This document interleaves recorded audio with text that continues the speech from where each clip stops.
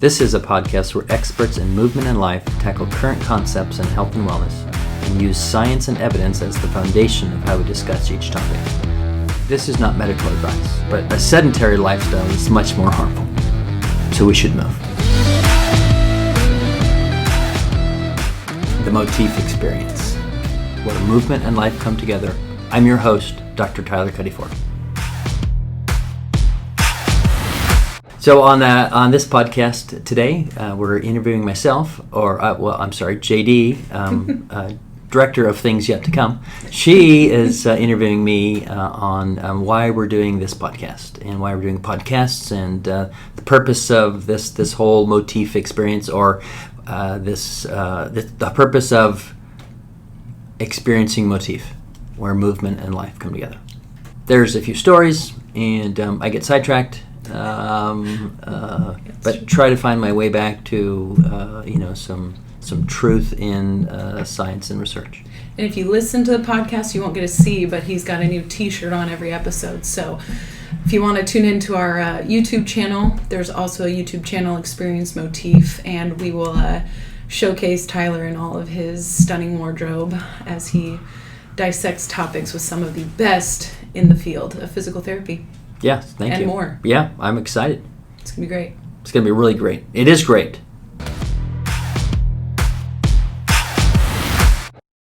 You've got Porsche on your shirt, Porsche on your wall.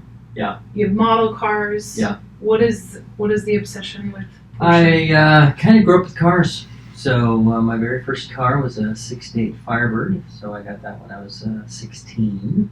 And so I've always kind of liked cars, have some close friends that have always liked cars, and go to the car races every year for the last 20-some years with friends. And so over the years, I've collected cars. They're all, so my grandmother's passed away just recently, and she would have been 100 next week, so that's kind of fun. So I was over at her house and I was telling her about I bought a 41 Chevy and project car. These are most of them are all beaters. And she says, "Oh, you can never have too many cars." So she was a car collector. So I took my iPhone and I said, "Grandma, you got to say it again." And so I did. And so I have it on my phone. And so every time I come home with a car, show my wife, Grandma says you can never have too many cars. So I think Porsche is my favorite, but I've decided to I can't drive them all. So I had this idea a number of years ago. I got spoiled a little bit, but the principle is the same. I'm giving each of my daughters one of the cars. So I finished the first one, 68 convertible Firebird. For the wedding this summer, and so each of the girls will get a car. So that's one way to just keep tinkering on cars and futzing with cars, but I don't have to worry about driving all the time. So the girls will get and then their new husbands and so. Oh, those husbands are very lucky because I'm hoping they're car guys. So, because if they're not, then it doesn't matter. But the girls are car girls, so that's. They've always liked cars. They've helped me in the garage, and so the two older ones, especially when they were younger. So that's a gift. Yeah, it's fun. So your whole life, or most of your career, you've kind of been a tinkerer. Because you've got a background, you've got a PhD in biomechanics. You had a really high-level job at Nike where you got to create shoes and tinker around. Yeah. Tell us a little bit about your background. Like, where'd you come from? Where did I come from? Well, people ask. What do I want to do? And I still don't know. So I'm still trying to figure it out. But I think the background has really helped me figure out, what the next steps are for me. Started off as a PT in a lot of different settings, which was really fun for me, not to be locked into one. So I did outpatient orthopedics and sports, and a little peds, and a little research, a little Oregon Health Science University, and the orthopedics and trauma floor, and so just did a lot of part-time stuff, full-time of course, but just part-time stuff in various settings that kept me fresh, I guess, instead of just doing the same old thing.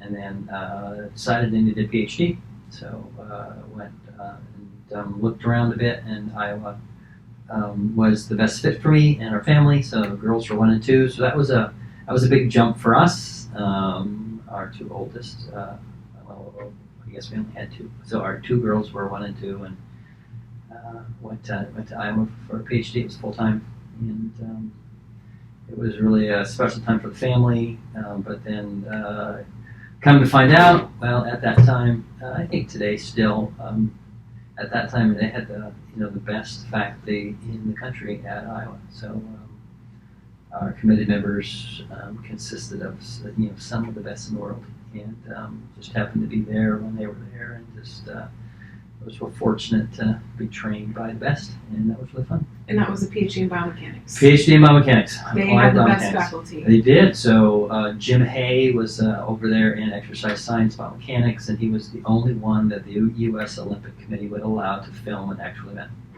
Only one, even up until he passed away. So Dr. Richard Brand was the editor of the most prestigious biomechanics journal in the world, and so it's the Journal of Biomechanics. He was on my committee. So these and then the students at that time too were top tier students that you hung out with and did life with, and volunteered our bodies for. You've heard Andy talk about that, in motor control. So I like adventures, so I think that's some of that. And so the Nike gig was after the PhD. There were some industry offers and then some academic offers, and so I chose industry just to see kind of where that would lead. So I did enjoy my time without question teaching at Iowa. So that was one of the. I thought it someday I would be teaching. So this is kind of weird because. I'm choosing not to. So back in PT school, it was first year, it was in anatomy, great instructor, and it was like, this might be something fun to do. And so that was one of the reasons why I kind of had that in the back of my mind to be be faculty somewhere. So that was some of the genesis behind getting the PhD, but then bailed. I went to industry for 5 years, a little more than 5 at Nike. Treated me well, a great company, traveled the world, met everybody. Now you were on like super leadership track there though, right? You had a really, people were envious of your job. Tell us about some of the celebrities and athletes and people that you worked with. I was fortunate. They they gave me a loose leash, if you will. Got to do a lot of things as a physical therapist. And the PhD in biomechanics, and so would bring those two together when athletes were hurt, and so they would fly me around to make sure that it wasn't the shoe, or we could, as a Nike company, be able to service their athletes. It was a part of just being real and taking care of their athletes. I was on the basketball innovation group, which our task was to get a shoe banned by the NBA because it made you jump too high, right? And just some fun things like that. Mm-hmm. So with that came, being on the marketing team for basketball as well, and able to work with, Kobe and LeBron and Carmelo, some of the, key basketball athletes at that time. This is a long time ago. Mm-hmm. But that was really a great experience for us. To be able to be over there, and then that morphed into I wasn't real happy. So, like I said, they traveled the world together, and but I didn't enjoy getting up every day and going to work. So that was weird. So it just took some reflection time to think, all right, why is that? Well. I'm interested in the health of our community. For the 5 things that are the leading causes of death are preventable, and so helping athletes is not making a difference in our community. So it is in a way, but not in the way that I wanted to really lead in the community. So, which is weird, because then I left Nike and with my brother and started bought a printing company, a commercial printing business. And so, but all the while thinking, I thought I was supposed to teach. So, so I was there. We doubled the company. I think doubled it in the first 3, and we're going to double it again in the next 3. I think that was our task. And so then just got head down, working really hard in the commercial printing business. And I didn't forget about PT, but I just thought, well, maybe that wasn't for me. So was minding my own business and get a call from the dean here at George Fox and said, hey, listen, we're wanting to start a physical therapy program. Got your name. Are you interested? So, and there's a whole story around that, which is really kind of fun. And then, so from there, they were really looking for someone, of course, PhD PT, so I fit, and then looking for someone that had some leadership experience, managing experience, and some finance experience. So I kind of fit. My brother, MBA engineer, did business acquisitions, amazingly talented, and so I carpooled with him for 5 years, and so learned about business. Awesome. And so grew in that area. So it sounds like your background in so many things have kind of accumulated to this, just this bigger idea that you have in the world of, really fulfilling your purpose and going where you feel like your purpose is. So tell us about your most recent purpose. Like what are we even doing here? So why are we here? Yeah, why are we here? Yeah. So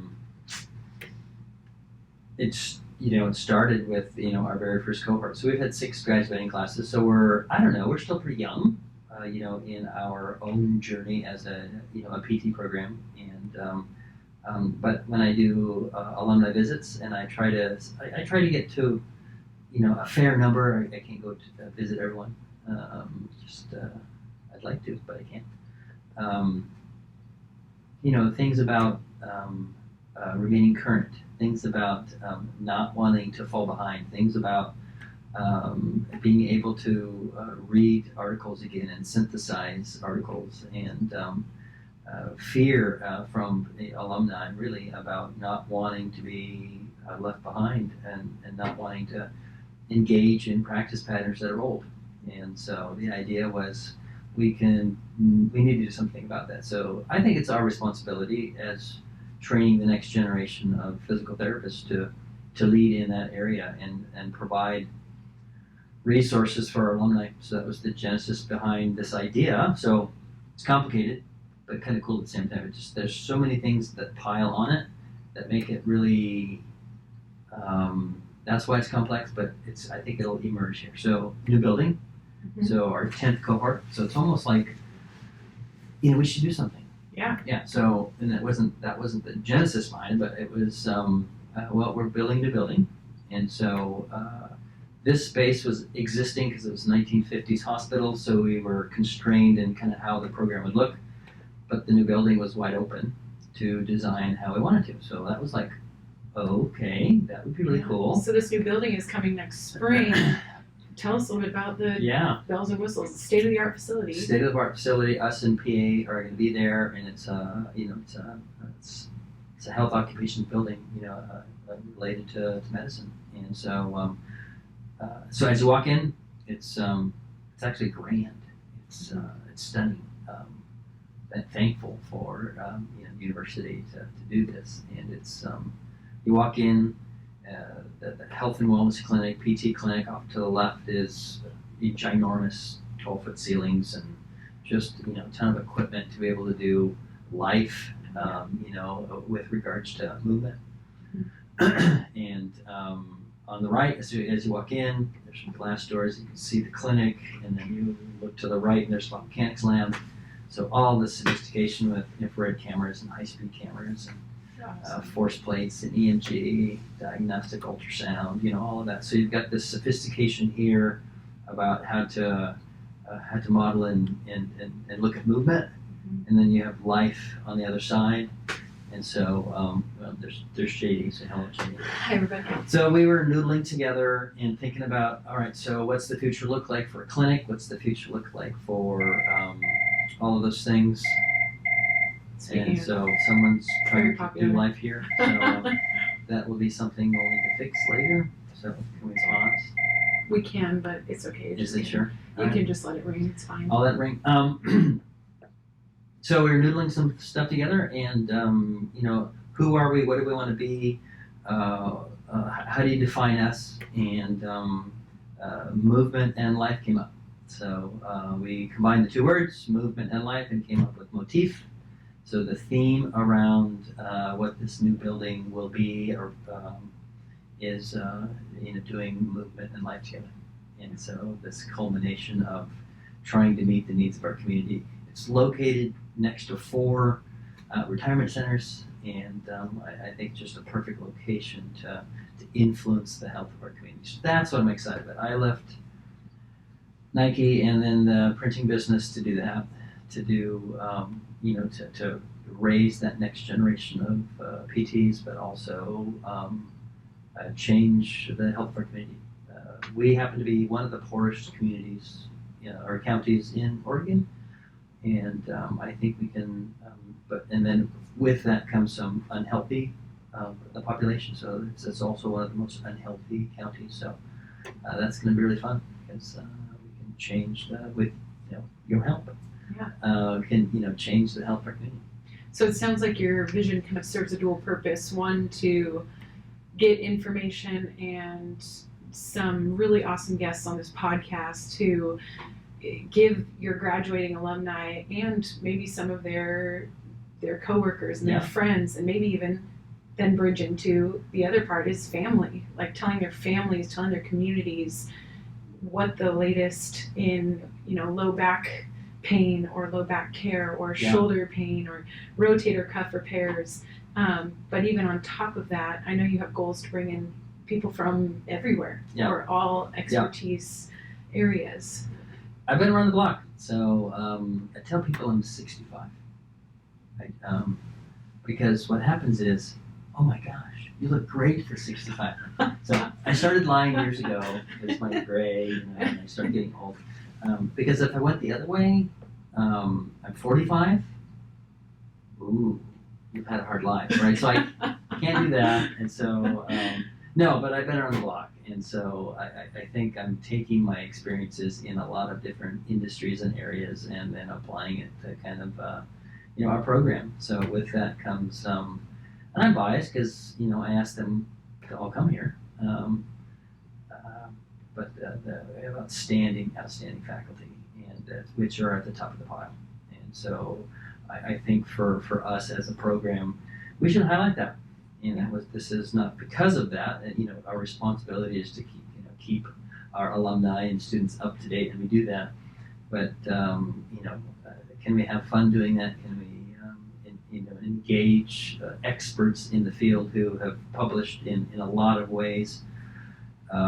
And talk to them about movement in life. So that's the idea behind bringing in experts in the field. So Dan King and Jeff Hauk and you and nutrition and diabetes and health and wellness, and then we have Allison, who is running the world and using our biomechanics lab and doing VO2 max testing and biomechanical testing. So the list is long. We've got other faculty here that are outstanding.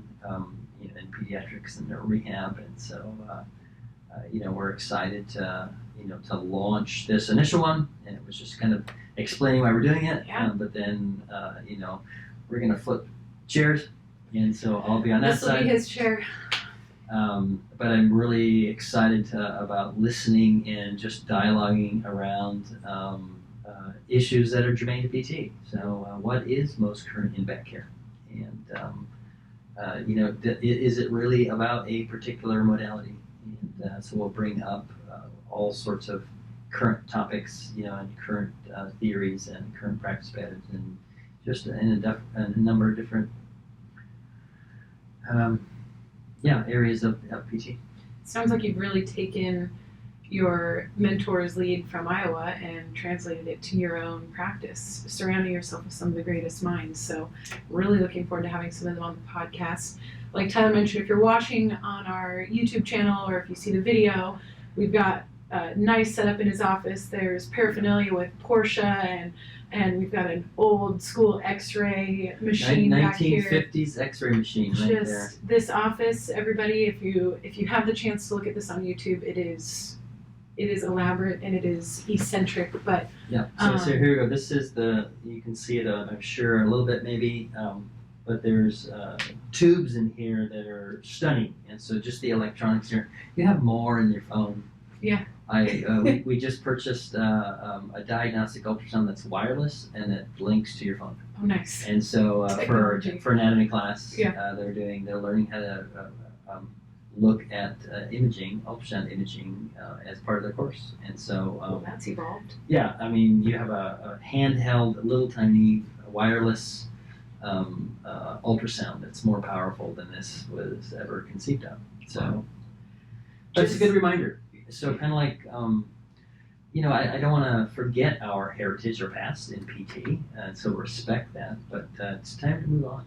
Mm-hmm. And so that's why this is happening. It's time to keep moving our practice and keep advancing our practice. Well, you will be hearing a lot more from Tyler on this side of the mic. Again, if you're watching from our YouTube channel, you'll see the chairs will flip spaces.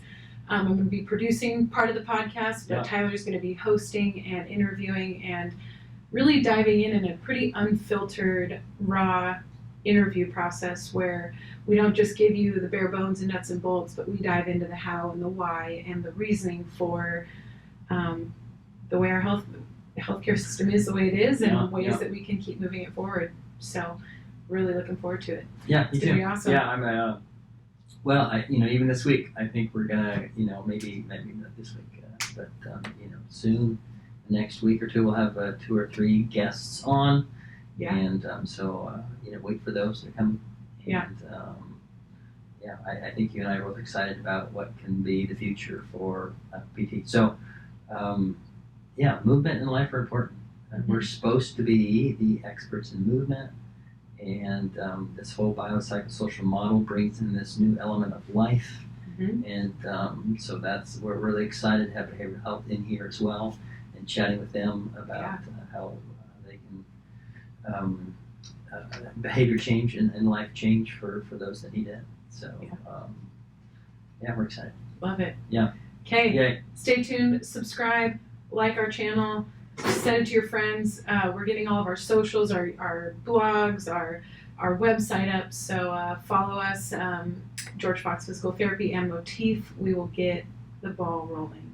Yes. Okay. And there's more stories to come. So many more stories. Tell you about the ticket that we got for trying to take a whale skull off of the beach. There's lots of stories about Nike, about me being in inner city and meeting 50 Cent, rappers Lil' and Kim. all those people. So it'll be fun. Can't wait.